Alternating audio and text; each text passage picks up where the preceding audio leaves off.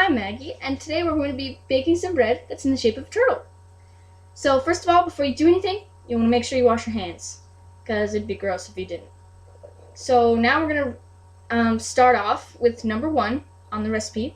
Oh, and if you like the recipe, you can find it in a link from my video, and you can download it and keep it forever and make this and impress people with this amazing recipe that's really easy and really cool. So first off, we're going to mix the dry ingredients up, and then we'll start with the next ones, okay? So it calls for a large bowl that we have here, and we need to mix up the flour, the yeast, the sugar, and the salt. So we're going to start with the flour, and it says we need 1 1/2 cups of flour. So I have a half cup here, and we'll just scoop it out. 1, 2,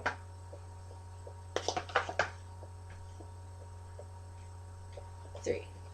So that's 3 halves, which makes 1 1/2 cups.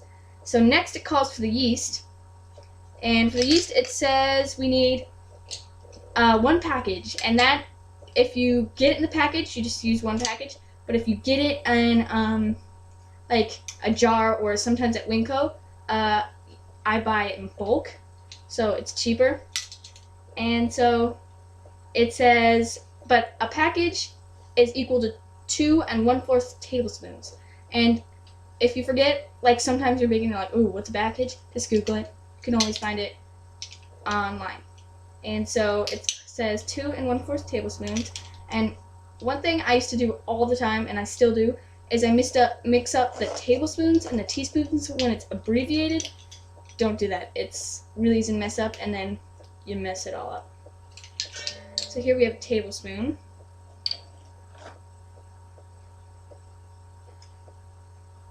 So we're going to do 2 1/4 tablespoons.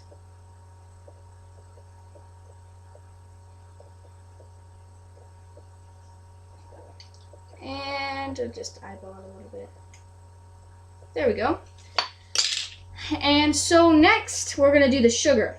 And see, I have sugar and I have salt, and it's kind of easy to get mixed up, but sugar, if you can just put it on your finger.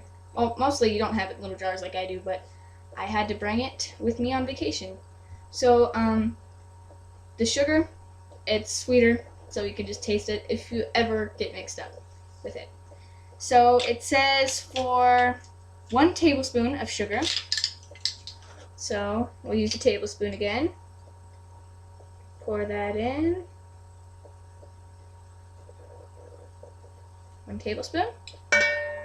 And last but not least, we'll do the salt. And it says, calls for 1 teaspoon, not a tablespoon, smaller, 1 teaspoon of salt. I'll pour a little bit more of that in there to fill it up. And there you go, 1 teaspoon of salt. So now, we're going to mix these all up. We have the dry ingredients all in 1 bowl, so you mix those up. And we'll move on to the next step. Alright, now we're going to move on to step 2. This is going to be just the hardest steps, but you can do it, I promise.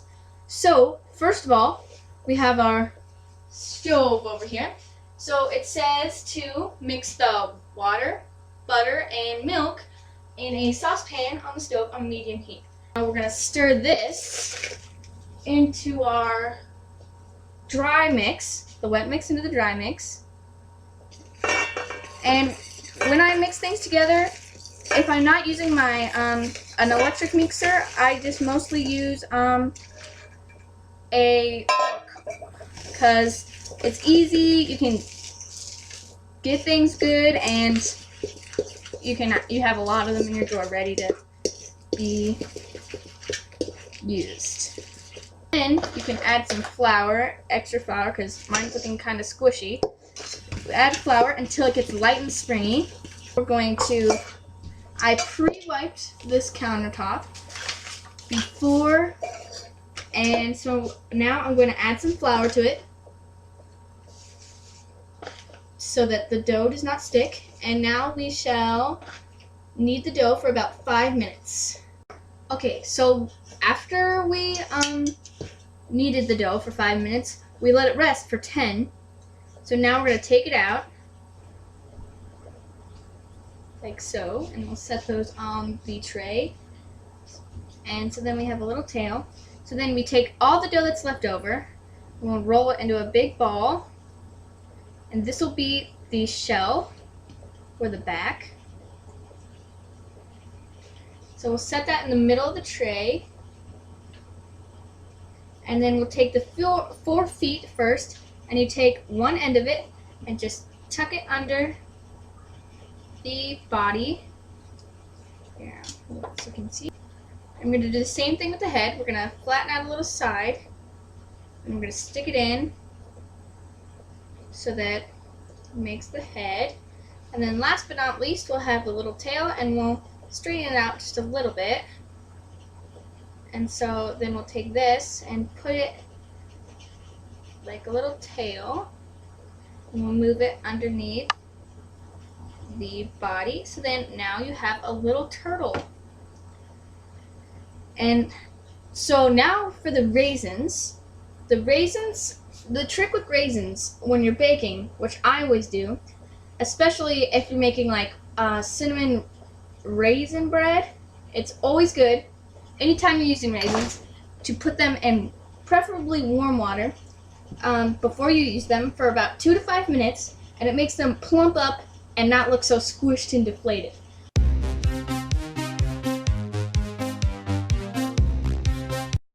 Okay, so now that was 20 minutes. We let it rise. It's all fluffy now.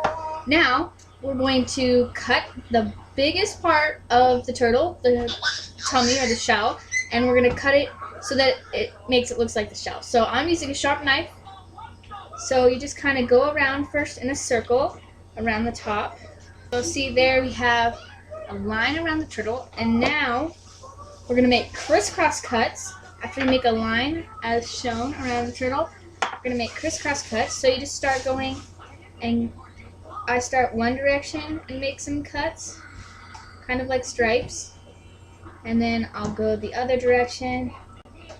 And if you mess up a little bit, it's okay, because once it bakes, it'll fluff up and you won't be able to see the parts you messed up on. Okay, so now we made those cuts. The turtle is done. So now you want to preheat your oven to 400 degrees. I've already done that.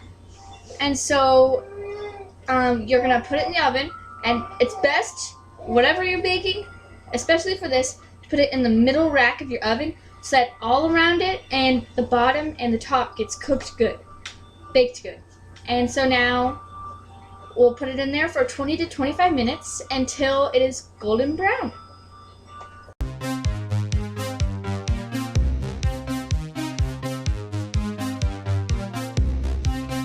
Okay, so the timer rang for 20 minutes, so let's take it out and see what's going on.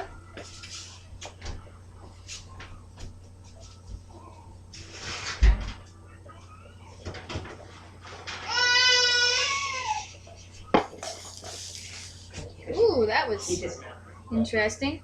So see, here we go, the final product. Let me just close the oven here.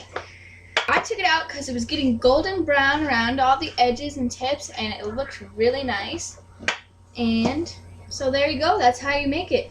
So I got most of my material information from MarthaWhite.com and EagleBrand.com, but the major recipe I got off of BettyCrocker.com. And so thank you to my audience. And thanks for watching.